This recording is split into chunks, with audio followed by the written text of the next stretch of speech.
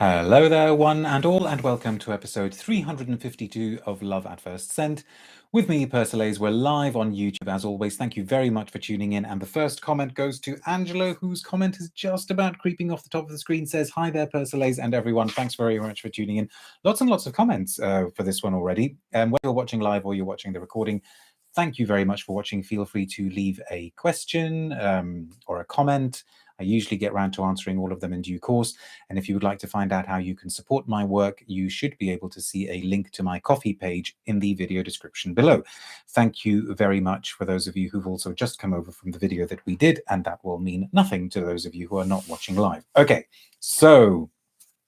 And Stephanie says, thumbs up, friends. It really helps with the YouTube ranking. Yes, it does. If you are enjoying the video, please do give it a thumbs up. Just click on the thumbs up because it helps the channel and the work. And if you're not enjoying the video, then that's okay too. You don't have to give it a thumbs up, but maybe you can let me know that you didn't enjoy it. Right, so we are going to be talking about the latest from Mr. Tom Ford, and I've got this array of some of the older Tom Ford bottles because I don't have a full bottle of this latest one. I've just got this little sample here. There is a duo that came out just a little while ago, 2 more cherry scents. More of Tom Ford's cherries. I don't know which is... whether it's better to put it in the singular or the plural in this context, I have no idea. I will leave that one to you. In 2018, we had Tom Ford's Lost Cherry, which was composed by Louise Turner. And now in 2023, we have Tom Ford's Electric Cherry and also his Cherry Smoke. As Gavin says, let's not speculate on what his various cherries were. Or maybe we should speculate. Now, it's interesting because the feeling from the live comments so far, at least, is, let's say, a little bit on the negative side. Not sure about this one, says Angela. Cherry Smoke is another piece of work, says Pradeep. Ew, Tom Ford, says DJ. Gavin says, lol, electric, usually a euphemism for synthetic, but then Smarks comes in and says, nothing wrong with synthetics. Absolutely nothing wrong with synthetics, and you don't get natural cherry notes anyway. Now, Lost Cherry came out in 2018, and, well, clearly it did well enough for there to be 2 more cherries, and actually that kind of ties in with why I decided I would do a video on this perfume. Lost Cherry was, I mean, okay. It brought a little bit of a chuckle to my face, a little bit of a smile to my face, but it just wasn't sufficiently interesting, I think, to warrant thinking about and talking about too much. I mean, it was all about that, granted, fairly realistic cherry note at the top. I'm told by perfumers, although this could just be, you know, certain perfumers saying, I don't know why they would lie to me, but I'm told by perfumers that cherry notes are actually quite cheap to recreate. But you know, that's not that doesn't make them any less creative. Maybe it just happens to be that some of the materials that you need in order to create a cherry note don't cost very much.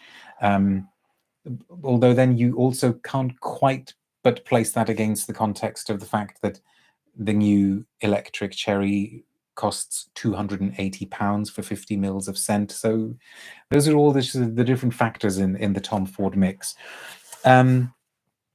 Oh, and Cherry Oud was another recent cherry, says Herb. Is that right? Was there a Cherry Oud, or are you just making that up? I thought there were only 2. Well, one. I don't know. I'm going to have to look it up. I'm curious now. You're actually, if you've tricked me with this, then you have succeeded in tricking me. Garlin, sorry. No, see, yeah, I thought it. Yes, Cherry Oud was Garlin. Thank you very much. I didn't think I was getting that wrong. Eliza says, let's not kid ourselves. This is the creation of marketing professionals. Okay, and that is the thought that I want to hold in my head while I smell this. I do also have a sample of Cherry Smoke, and perversely, I've decided to talk to you today about Electric Cherry, even though I think Cherry Smoke is better. I don't think Cherry Smoke is by any means some kind of masterpiece, but I do think it is a better perfume, or more interesting perfume. So why on earth am I taking up your time talking about Electric Cherry?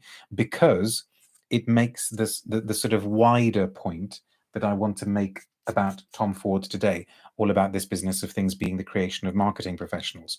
But let's have a smell. So this is Electric Cherry. and it smells super bubblegummy, super sort of, you know, not Ribena because that's blackcurrant, but insert your sweet, sugary, to be diluted in lots of water drink of choice. You're about to Hugh Grant this, I think. Lol says, oh, I don't get that reference. What did Hugh Grant do? And it's really, really sort of buzzy and pink and red and has got that kind of requisite laser beams firing at you feel. It could be, I mean, I don't know, but it could be a very, very, very clever use of aldehydes at the top that make the top notes kind of fire out at you as they're sort of leaping out of the darkness. So in that sense, it is convincingly electric. But this effect, this, you know, granted, admittedly, quite interesting effect, if you can kind of go along with that kind of cheap trashiness of it, because it is unashamedly trashy. But that effect, it really doesn't last very long at all. We're talking, you know, minutes on the blotter.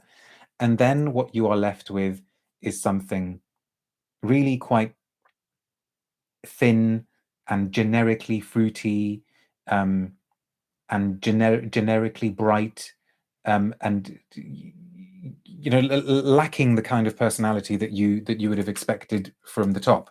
So it's somebody who gets, you know, all busy and hyped up and worked up for a party, and then completely runs out of energy and doesn't even make it out the door to get to the party. Again, in the interests of balance and fairness, I will tell you what the brand says about it. They say electric cherry merges the scent of morello cherry with the warmth of musk and sultry jasmine, evoking a teasing flirt sparkling with playful effervescence. I absolutely would agree with the playful effervescence for the first few minutes. It goes on, merges the lush tartness of morello cherry notes with exhilarating ginger, while opulent jasmine sambac entices with a mesmerizing aroma. Ambrettalide introduces an alluring musk scent, releasing a warm breath that mingles with spicy pink peppercorn. And then a quote from Mr. Ford, of course, electric cherry is at once effervescent and playful, a scent that captures the early flirtatious stages of a romance. Well, I guess the early flirtatious stages of his romances only lasted about 5 minutes. That sounds like me, to be honest, says Cloudy, ready to go to bed at 9 p.m. Yeah, you and me both. Gavin says, I think if you give cherry too heavy a backing, it stops being cherry. Perhaps. So let that develop for a bit. And I thought, okay, I think this is kind of representative of something that I've been feeling about the Tom Ford brand for a while. It's difficult to make generalizations, lots of generalizations about the brand, just because they release so much, you know, 2 cherries in one go. I gather there's going to be now, if it's not out already, a parfum concentration, a parfum version of Grey Vetiver, which could be interesting to smell, actually. Last year we got several, and in and amongst the stuff that we get from them, there is usually every year one thing that is interesting. I nicked Soleil Brûlant from Madame Persolaise's collection there because I think that's one of the more interesting one in recent years. I like what they did with the ombre leather parfum, but overall, and this sounds like me maybe being a bit of a killjoy, and it's not meant to be, overall the feeling that I get from the brand at the moment is of throwing lots and lots and lots of things at the consumer. I mean, really lots and lots of things, just to see what sticks. So like in 2018, maybe they thought, hey, let's try a cherry, and it worked. And so sure enough, a few years later, we've got 2 more cherries. I'm sure we would have had these cherries a lot sooner had it not been for things like COVID, you know, basically the 2.5 years in our lives that have kind of been wiped away. And I think one of the consequences of that kind of approach is that the perfumes just don't feel, again, generally speaking, the perfumes don't feel as finished as they used to. You know, when I think back to the likes of, I mean, I don't have all of my favorites here because actually I don't even have a bottle of Tuscan leather. But when I think back to things like Tuscan leather, when I think back to things like Santal blush, Noir de Noir is here, which I do love. Flamme Japonais I love as well, but I'm pretty sure that's been discontinued. You know, I'm not the world's biggest fan of Black Orchid, but at least Black Orchid is really, really distinctive and has a bold, assertive, clear, very, very, very sharply defined personality. And lately, it just feels as though the machine is just kind of churning things out, and it would be interesting to hear from those of you out there who have got some experience of actually creating perfumes, but it feels as though the easy bits are done fairly well, you know, the top notes and maybe the middle notes, but the thing that you're left with, you know, that most precious experience and sensation of the dry down is left a little bit ill-considered. Eben Fumet was another big hit from, was it last year or 2 years ago? You know, that was Tom Ford doing Woody Ambers. Let's see what some of you are saying about all of that. Lost are the times of noir anthracite, says Beardy. See, I wonder, I don't think I even actually got a chance to smell that one. How many TFs are discontinued, says Eric. Lots and lots and lots. I mean, it's almost become like a bit of a joke, hasn't it? That if you get a Tom Ford that you like, you need to stock up on it. I mean, Metallique came out what? 4 years ago? Is that still around? Because I thought that was a really interesting way of doing a cool, quiet, subtle, metallic scent. And it was an interesting olfactory expression of that idea. But it just seemed to, I mean, I think it probably still is in the range, but it's not pushed very much. Tom Ford's target base, says DJ, is new money types with short attention spans and heads in social media. Probably a little bit harsh, but I don't know, maybe there is some truth in that. I think it has stopped being classy, says Natasha. Now, okay, that's a whole other question. Has Tom Ford ever been classy? I mean, I think Tom Ford has relished and reveled in the vulgar, right? And that's okay. There's always been a kind of vulgar chic aesthetic with Tom Ford. I mean, look at some of the advertising images. I wouldn't call them classy, but, and then of course, you know, he famously had the effing fabulous, which was just such a dud note. I think that was a real misstep, and maybe that was a really sort of big turning point in the perfume aesthetic. Maybe, I don't know, maybe he lost interest a little bit. I mean, this is pure speculation now on my part. Haven't Tom Ford always done that, says SMC? Always several items in a line, only one or two stick around. Thinking of the blue, like that Neroli Portofino came from, and the green line. Yes, you're not wrong there. And where was Gavin's comment? Gavin says, I think these two new scents are basically flankers, but the word flanker isn't aligned with the Tom Ford marketing strategy. Well, yeah, that could be one way of looking at it. I mean, they have the cherry note in common. I mean, see, already now, and how long have I been rabbiting on for? What, 5 minutes since I put the blotter down?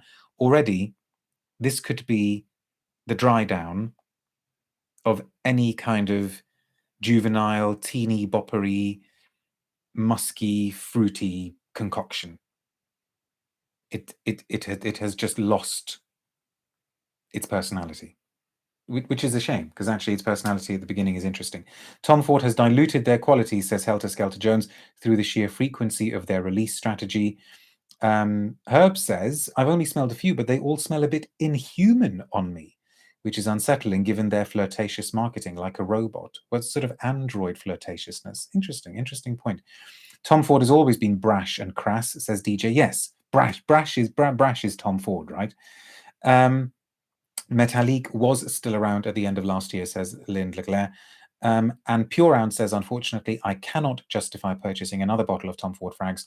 I'm not getting a high quality experience anymore, and for the price, that's the minimum I'd expect, which is a whole other point to be made as well. I mean, you know that I'm always a bit sort of wary about talking about price, because I mean, you know, we know this, it doesn't need to be spelt out, but £280 is a lot of money for a lot of people, and also not a lot of money for a lot of people. I personally, have I ever spent £280 on 50 mils of perfume? You're going to remind me of some time maybe that I have, but if I'm having to think that long and hard about it, I mean, that tells you that I certainly don't do it very often. The next time I have to buy Madame Persolaise 100 mils of Portrait of a Lady, that's going to hurt, because isn't that in that sort of region now? Oh, people reminding me of the night. Yeah, we don't talk about the night here, this John. But yes, I personally, if somebody said you have £280 and you can spend it only on a bottle of perfume, I wouldn't be getting this one. And especially not one that loses its kind of zingy, flirtatious, effervescent quality very, very, very quickly. Polius says, I remember Lost Cherry also being all about the opening and zero substance at the base. I would buy a vintage for £280, says Natasha. Yes, now that would be serious temptation for me. I mean, depending on what it was, obviously, but that would be serious temptation. A Chanel Extrait, maybe, says Sister Parfum. But you can get Chanel Extraits for a lot less than £280, unless I'm mistaken. I thought, how much is 15 mils of Chanel No. 5 at the moment? So, okay. Sorry to end on a somewhat more negative note, but I thought it would be interesting to bring this one to your attention, just for the sake of balance. Cherry Smoke, the other one, the counterpart, has got a slightly more engaging, a slightly more interesting smoke, incense, and cherry feel about it. It's darker, it's more chypre-like, but again, its dry down is a bit too insubstantial and